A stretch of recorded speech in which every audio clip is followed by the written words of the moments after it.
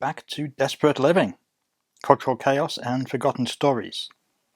Now, some of you may be aware that I do audio commentaries on Blu-rays from time to time, and so today we're going to have a look at 6 newish titles that have come along that I've done work on.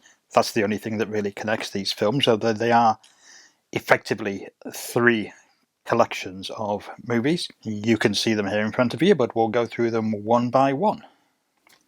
So first up, we're going to look at a couple of 88 films Tigon collection, beginning with The Body Stealers from 1969, maybe one of the more obscure Tigon releases, a film that certainly doesn't have the kind of reputation that some of the other movies from that company had.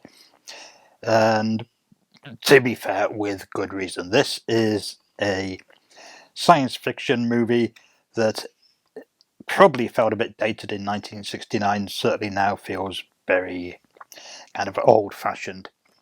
But it has an interesting cast, headed by Patrick Allen. So Patrick Allen is an actor whose voice you will recognise if you don't recognise his face. But he's joined here by Hilary Dwyer from Witchfinder General, George Sanders, Maurice Evans, and Neil Connery, Sean Connery's brother, who, in case you watch the movie, he's the actor playing the person who looks like the Brigadier from Doctor Who. When the highly trained Blue Tiger team disappear without trace into thin air, is it murder or a mysterious invasion? In all, the search is on for the Body Stealers. The evidence of their invasion is startling. This is a hunt to the death. But whose? Did he say anything?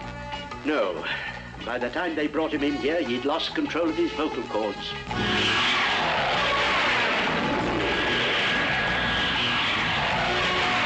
Every one of those names are on a list of personnel who've had intensive training in space conditioning. Who was this strange yet beautiful temptress? What was the secret of her sinister powers? The Body Stealers, a masterpiece of suspicion and suspense.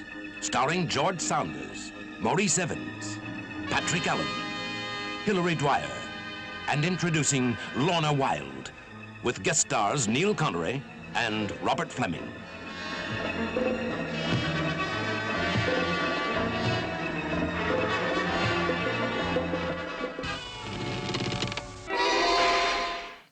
So this is a curious little film that didn't quite know what it wanted to be. It was initially released in the UK, or should I say it was initially passed by the UK censors with an X certificate, and then was re-edited to get an A certificate, which is kind of PG equivalent, in order to appeal to a family audience, which makes sense because it is effectively juvenile entertainment for the most part.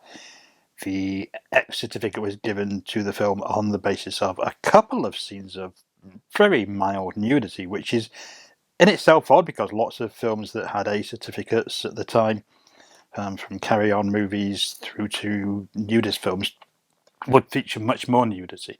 So I'm not quite sure. Maybe it's because there was a vague sexual content to the nude scenes.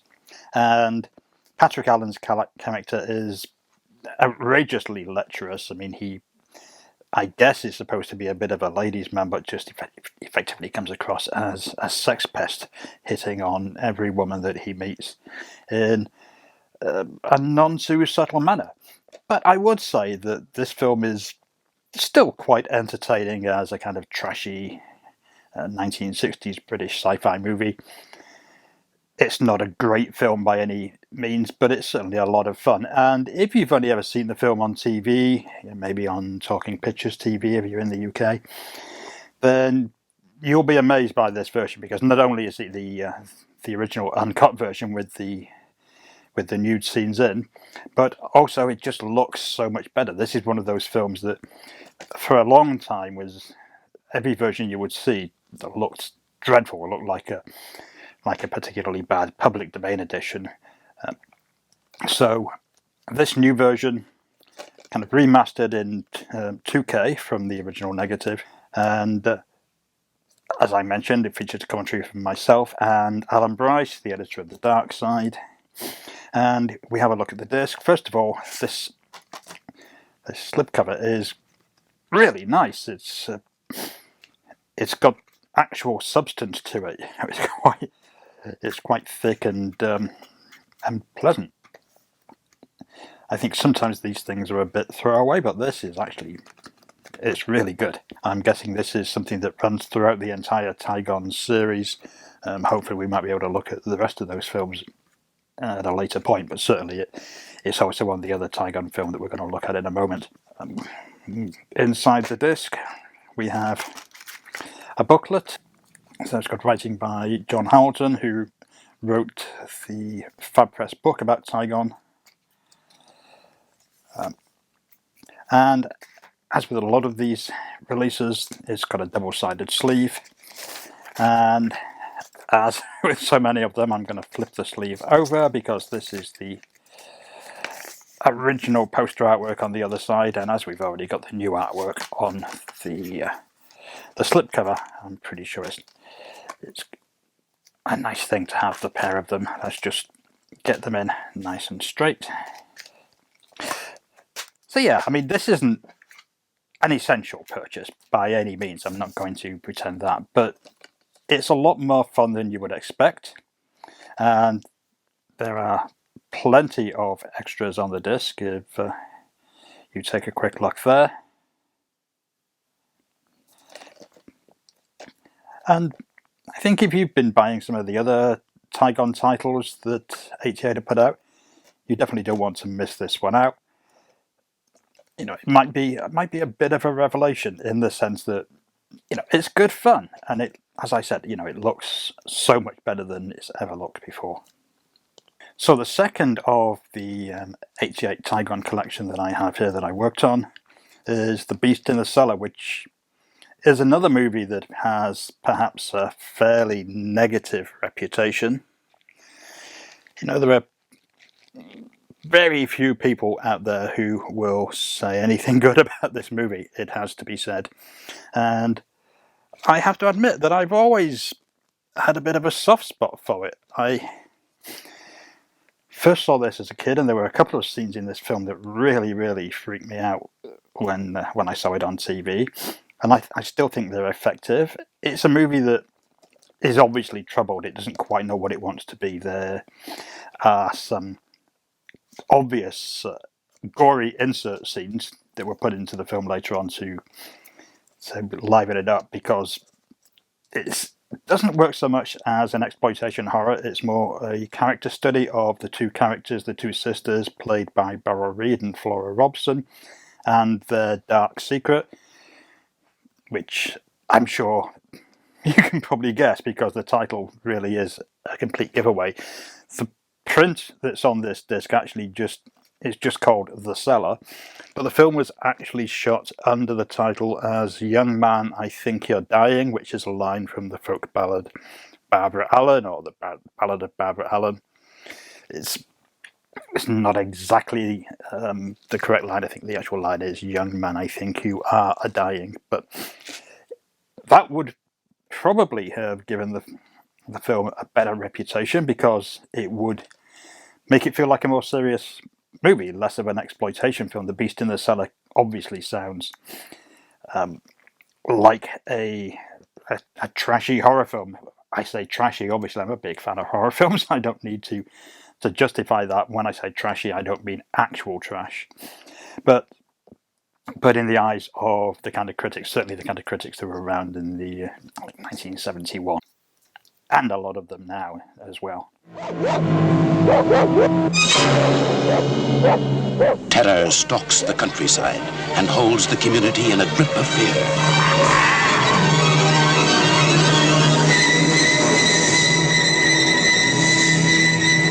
Well, I've never seen anything like this before. Never. Neither have I, Superintendent. Human, animal, or animal? Joyce, he's gone, he's gone!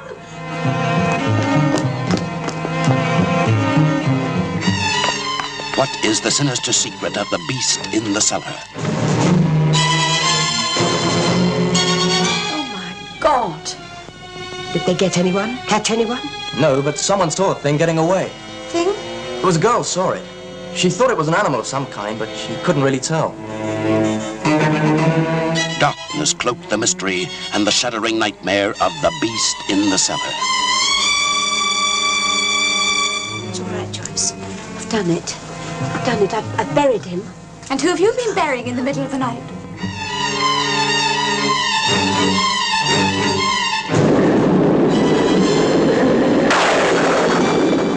He can see us. He can see in the dark. Get to the telephone. I can't. The beast in the cellar brings to the screen the chilling performances of two great ladies, Beryl Reid and Flora Robson. I've got to tell them now, Joyce. You do understand, don't you? I've got to. If you think it's best, Ellie. Dare you go into the cellar and uncover its gruesome secret?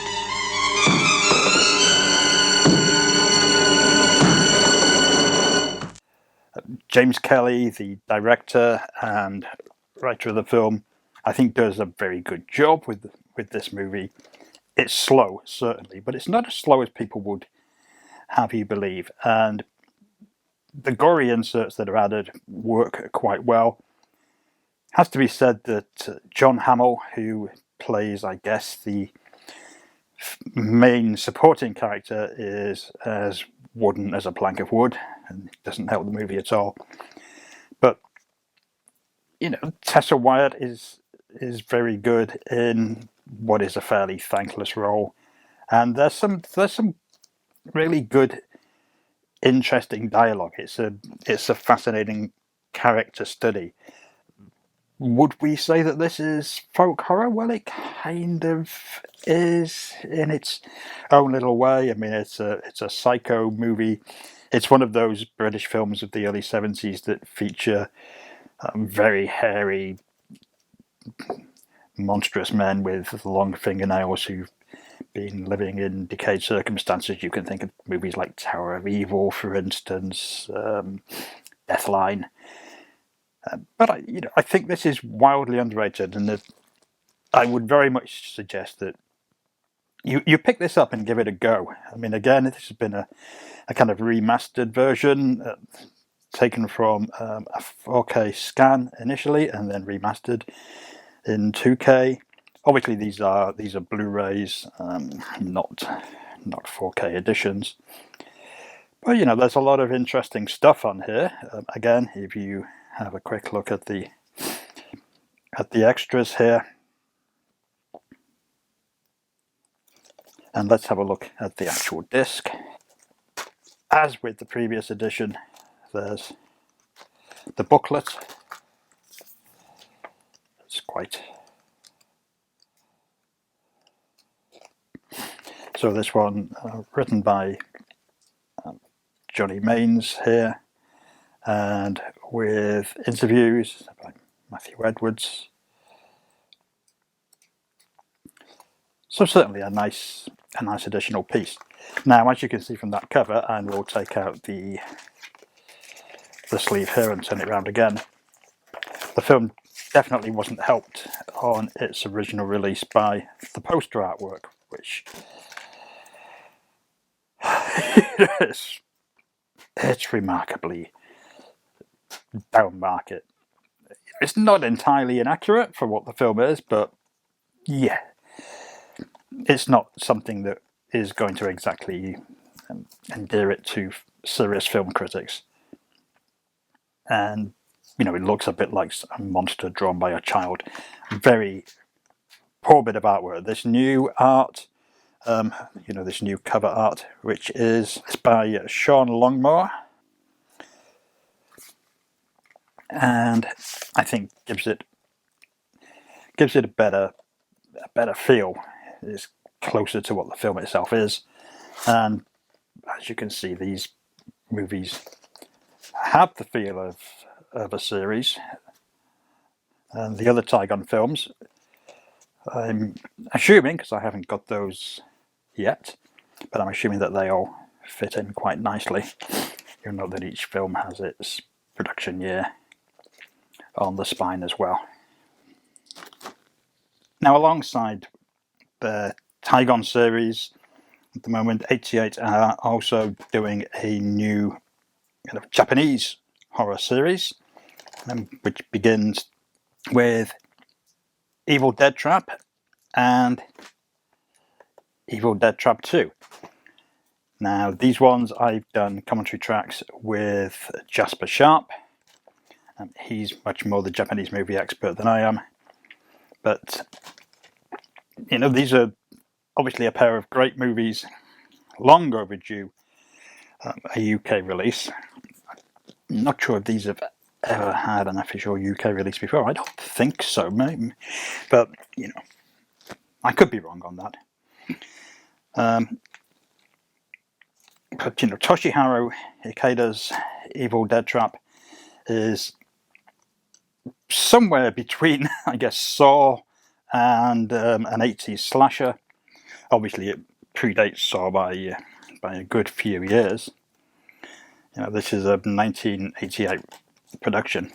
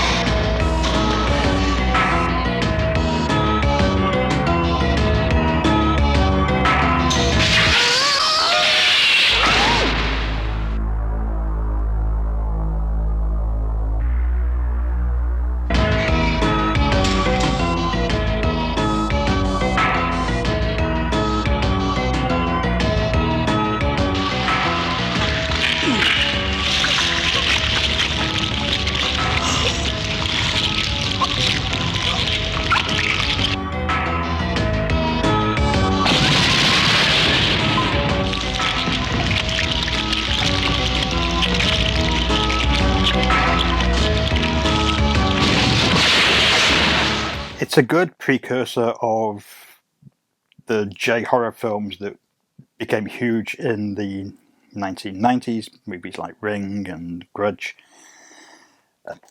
It's spectacularly gory, it's dark, it's weird, it's moody, and again, a really nice addition. This one is the regular version rather than the limited edition, which isn't hugely different from the limited edition. There's just it's mainly down to packaging, as we'll see with the second disc. But again, no booklet with these, but there is a double-sided sleeve, and that's I think a much nicer sleeve than the new artwork from Ilan Sheedy. I hope I'm pronouncing that correctly. Again, personal taste as ever, but I'll always tend to go with the original artwork. But definitely, this is certainly worth picking up. But I would say, if you had to just choose one of the Evil Dead Trap films, that you actually go with Evil Dead Trap 2, Hideki. Which is, I think, a much better movie. It's a weirder movie. It doesn't have that much in common with the original. It's one of those things where it's essentially a sequel in name only. Although there is a certain connection, but not a massive one. So Izu Hashimoto directed this film, and it's much more of a very dark psychological character study of a woman who is a misfit. She's a Korean immigrant in Japan, struggles to make friends, and the friends that she does have seem a bit people who are a bit inclined to use her, I suppose. But it's brutal, it's beautiful, it's genuinely extraordinary. So absolutely, definitely go out of your way to pick this one up, I would argue, because it's fantastic. You should definitely get both films if you can, because they're a pair of classics. But this, I think, even though it probably doesn't have the same reputation as the first film, is much the more interesting. There's a booklet here for this one, which I guess again is part of the special edition as opposed to the standard version. So written by Amber T, who I'm not familiar with. And you'll see here with this one, as with quite a few releases at the moment, there's the obi strip that you're probably familiar with from Japanese vinyl. It's now become a rather fashionable thing for Blu-ray releases, and not just for Japanese films, it has to be said. It's a nice addition. It's certainly a good way of just getting the packaging details without having to have the BBFC details plastered all over the front cover. If you don't want it, you can just take that off and put it out of sight. But yeah, a really impressive film. Very glad to have been working on this, because, you know, much as I love Japanese films, I'm not going to pretend for one moment that they're my specialty. And, you know, I was very much the supporting player with Jasper in this one, but, you know, very pleased to have worked on it. And, you know, I think without actually having gone back and listened to these things, I think we did a pretty good job on this, but I'll leave that for you guys to decide. Obviously, feel free to let me know in the comments what you think of the commentaries, as long as what you think is complimentary. You know, if you can't say anything nice, don't say anything at all, so on and so forth. So finally we move away from 88 films to a pair of erotic French movies from the 1980s, courtesy of Nucleus Films, part of their European cult cinema collection. I've done solo commentaries on both these movies, and both are finally released in the UK uncut. In the past they've had several minutes cut out of them each. They're a pair of kind of kinky, fetishy, quite well produced. They're that kind of weird French erotica that isn't hugely sophisticated, but also isn't too trashy either. I mean, by the standards of most softcore erotic films from the rest of the world, these are very slick and very well made. So this one, from director Pierre B. Reinhardt, is a Dessard inspired story, not actually based on one of Dessard's books, but certainly he plays a part in the film, and it's got a classic Dessard style narrative. Let me just read the little plot description. During a decadent evening in a high-class brothel, the Baron Plessis de Regard and saucy young Natalie come up with a cunning plan to bring down their enemies by exposing their sexual vices to the world. So it's almost like a classic Dessard thing. It's very much kind of Juliet style story. Pierre B. Reinhardt, for those of you who are not familiar with his name, is the director of the outrageous French splatter softcore movie Revenge of the Living Dead Girls.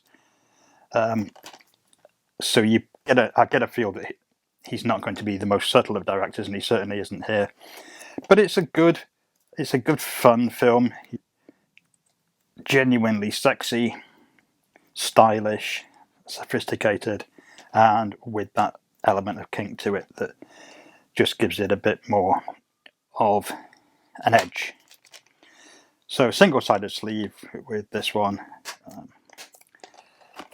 as you might have said, but definitely well worth picking up if you are a fan of Euro erotica from the 1970s and 1980s. And similarly, directed by Jean-Claude Roy this time, Education Anglaise is very much the same sort of thing, with, in this case, with a young girl who's sent to live with her decadent uncle, and then, you know, he's an outrageous libertine, and he sent her off to a private school where they specialise in English education, which, for those of you who don't know, is kind of code word for corporal punishment, spanking, and so on and so forth. So yeah, it's pretty outrageous stuff, finally passed uncut by the BBFC, who had in the past taken huge chunks out of the movie. Included in the cast here we have Brigitte Lahaye, the legendary French adult movie star. And yeah, this one is also a lot of fun. I mean, again, if you buy one of these, you're definitely going to enjoy the other one as well. You know, it's not like it's an either or in these things. I would absolutely recommend both these movies. They're huge amounts of fun if you like kind of sexy French movies. I mean, think of things like The Story of O, maybe some of the Emmanuel films, some of the other French erotic movies of the era, the kind of thing that you would be picking up through companies like Severin, for instance. So definitely well worth having.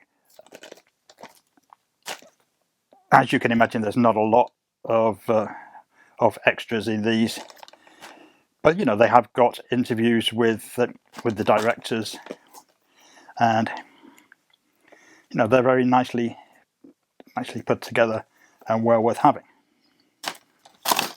So that's my little roundup of movies that I've done some work on recently. There are a couple more that I'm just waiting to arrive, and I'm sure we can share those in a second look. So that's my quick look at a handful of films that I worked on fairly recently. For some of these I actually did the work quite a long time ago, but they're all fairly recent releases. There are some more coming up as well, and when they're released I'll do a video study of those too. If you like this kind of thing, you want to see more coverage of new Blu-ray, new UHD releases, obviously just let us know in the comments. I'll put an affiliate buying link for these films below. And of course, make sure that you like, subscribe, and if you can, support us through our fundraisers on Buy Me a Coffee or Patreon. Every penny goes towards helping keeping us going, doing this kind of thing more and more. So thanks for watching, and I'll see you again very soon.